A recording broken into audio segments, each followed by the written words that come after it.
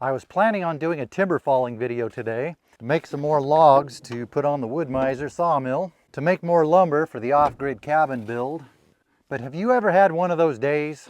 One of those days where you have something you plan on doing, but you get a late start to begin with, then you have a bunch of odds and ends to take care of in the morning. By the time you get done with that, half the day's over and you just don't have enough time to do the things you were going to do. This has been one of those days. Since I still have a few hours left before dark, I'm going to take advantage of the situation and give this old truck some attention. It's due for an oil change. Haven't been under the hood in a little while. In a previous video about making wildlife piles, I may have vaguely mentioned that I don't particularly care for mice getting into my stuff. And this is why. One of the reasons why. They like getting into my stuff. What I consider to be a power plant for a vehicle, they consider to be their home. And they are not the best housekeepers. It's one of the reasons I like having owls and hawks and coyotes and foxes around. So they will eat them. Messy, messy, messy. They need to go buy their own vehicle to nest in and leave mine alone. Probably should check my air filter while I'm at it, make sure they're not nesting in there. They've done it before. Maybe something to do while the oil's draining. This is it. I'm going in. Here we are under the belly of the beast. Don't forget to take your drain cap out of your oil thing.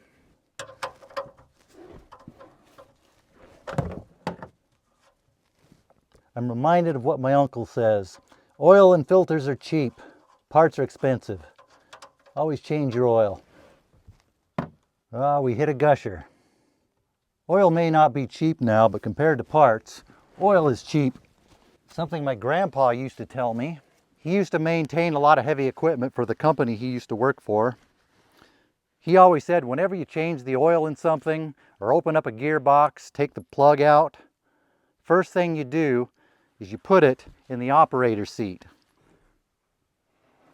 That way, if you put things back together and you forget to put the plug in, you'll be reminded when it's in the seat. Or if someone else comes along, decides to start up the equipment, they'll see that oil plug there right in the operator's seat. I typically don't do that when I'm changing engine oil because the plug's in the bottom, and when you pour oil in there, it's going to be obvious that you forgot to put the plug in. But with a lot of gearboxes where the plug is up high and you have to pump the oil out, it's not as obvious when you forget to put the plug in. Now back under the belly of the beast to swap oil filters. See if this filter is going to play nice and come off easily. Not real nice. Mostly just an awkward position. Gonna have to come in from the other side to get any kind of grip on it.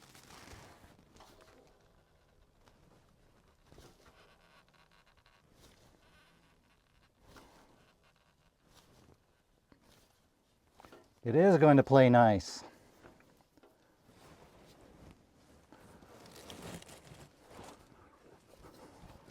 It's going to play messy too.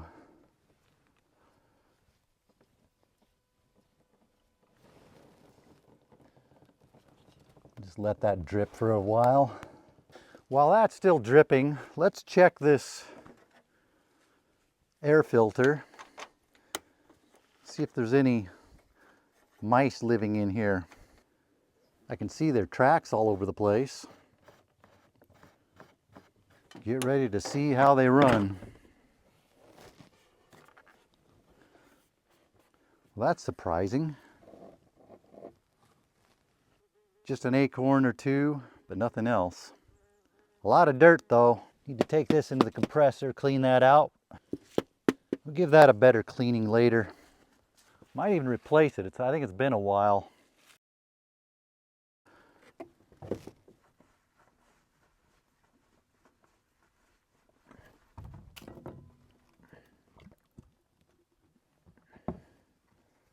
Put a little oil on the new filter gasket.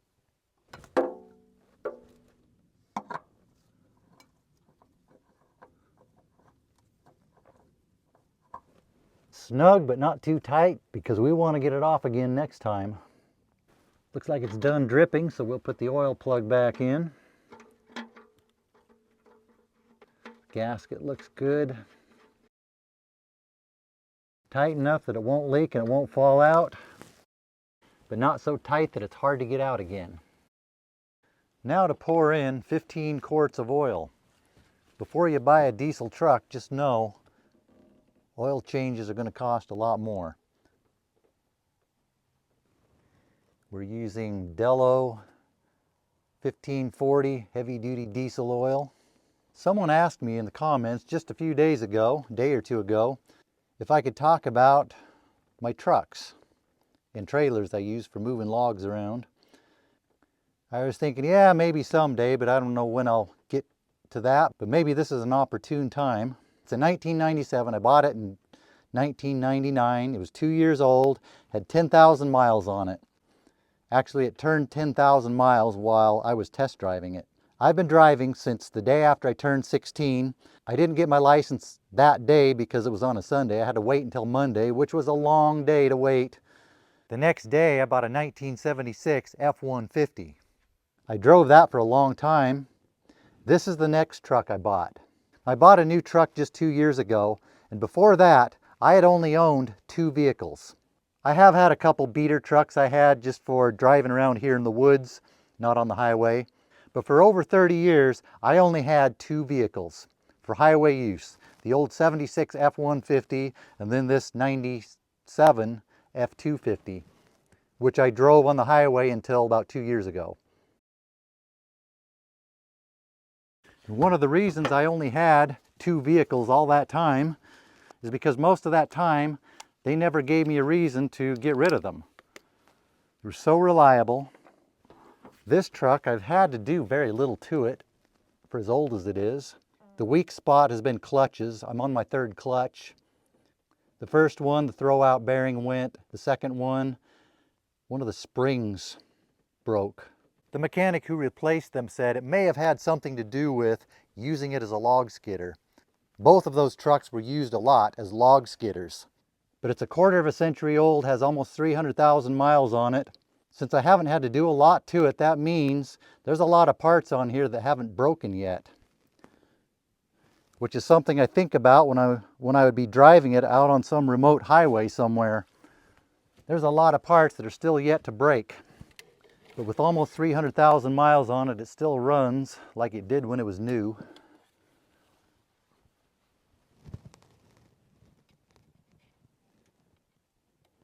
Transmission, transfer case are good. I did have to redo the front end, as is common with the Fords. Each of these jugs are 2.5 gallons. I put in 1 jug. If I do this one halfway, that would be 15 gallons, which I am at. With that kind of service I've had from Ford F-Series trucks, when it came time to buy a new one, I decided I'd buy another F-Series truck. And speaking of F-Series truck, we'll start this one up, let the oil circulate, get into the air filter, not the air filter, the oil filter. We don't want oil in the air filter. Then we'll check the oil level.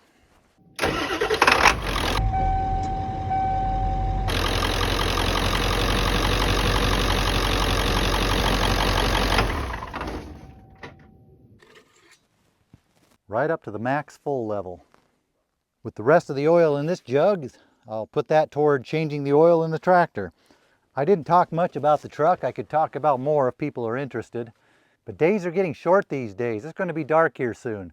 I need to clean up and get ready for tomorrow. Today's a cover all day. Tomorrow should be a hard hat day. We'll be back to cutting trees down.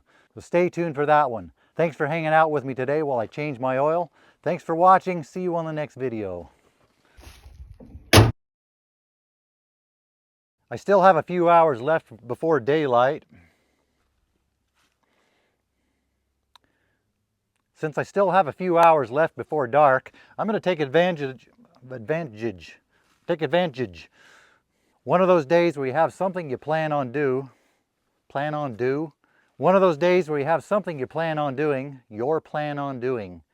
One of those days where you have something you plan on doing, but you get a late start, you have a get a late start. This is one of those days.